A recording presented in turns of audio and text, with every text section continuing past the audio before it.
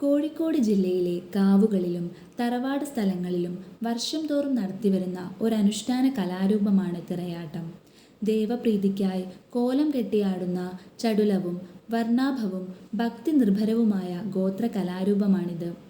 നൃത്തവും അഭിനയക്രമങ്ങളും ഗീതങ്ങളും വാദ്യഘോഷങ്ങളും മുഖത്തെഴുത്തും മെയ്യെഴുത്തും ആയോധനകലയും അനുഷ്ഠാനങ്ങളും സമന്വയിക്കുന്ന ചടുലമായ ഗോത്ര കലാരൂപമാണ് തിറയാട്ടം. തനതായ ആചാരാനുഷ്ഠാനങ്ങളും വേഷവിധാനങ്ങളും കലാപ്രകടനങ്ങളും തിറയാട്ടത്തെ മറ്റു കലാരൂപങ്ങളിൽ നിന്നും വ്യത്യസ്തമാക്കുന്നു. ചൂട്ടുവെളിച്ചത്തിൽ ചെണ്ടമേളത്തിൻ്റെ അകമ്പടിയോടെ കാവുമുറ്റങ്ങളിൽ അരങ്ങേറുന്ന ഈ ദൃശ്യവിസ്മയം തെക്കൻ മലബാറിൻ്റെ തനതു കലാരൂപമാണ്. ജനുവരി മുതൽ ഏപ്രിൽ വരെയാണ് തിറയാട്ടക്കാലം.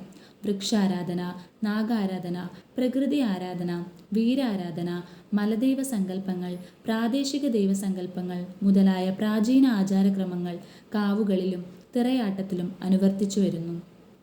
പെരുമണ്ണാൻ വണ്ണാൻ സമുദായത്തിനാണ് തിറ കെട്ടിയാടുന്നതിനുള്ള അവകാശം പരമ്പരാഗതമായി ലഭിച്ചിരുന്നത്.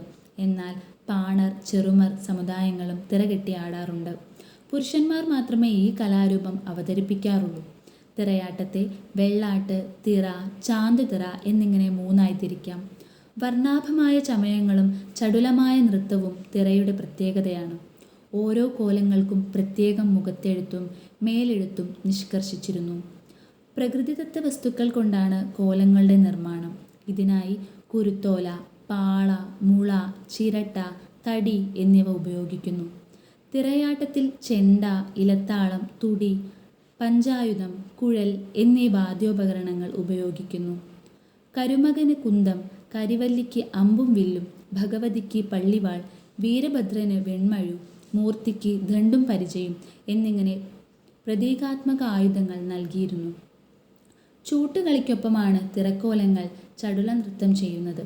ഇരു കൈകളിലും കത്തിച്ച ചൂട്ടുമായി മേളത്തിനൊപ്പം താളാത്മകമായി നൃത്തവും ആയോധന മുറകളും പ്രദർശിപ്പിക്കുന്നതാണ് ചൂട്ടുകളി.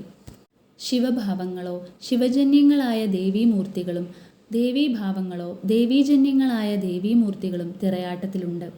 കോലാധാരികൾ, ചമയക്കാർ, വാദ്യക്കാർ, കോമരങ്ങൾ, അനുഷ്ഠാന വിദ്വാൻമാർ, സഹായികൾ എന്നിവർ അടങ്ങിയ തിറയാട്ട സമിതികളാണ് തിറയാട്ടം അവതരിപ്പിക്കുന്നത്. ഈ കലാരൂപം കേരളത്തിൻ്റെ സമ്പന്നമായ കലാപരവും മതപരവുമായ പൈതൃകത്തിൻ്റെ തെളിവായി തുടരുന്നു. ഓരോ പ്രദേശത്തെയും പാരമ്പര്യവും ഭക്തിയും തമ്മിലുള്ള ആഴമേറിയ ബന്ധത്തെ ഈ കലാരൂപം പ്രതിഫലിപ്പിക്കുന്നു.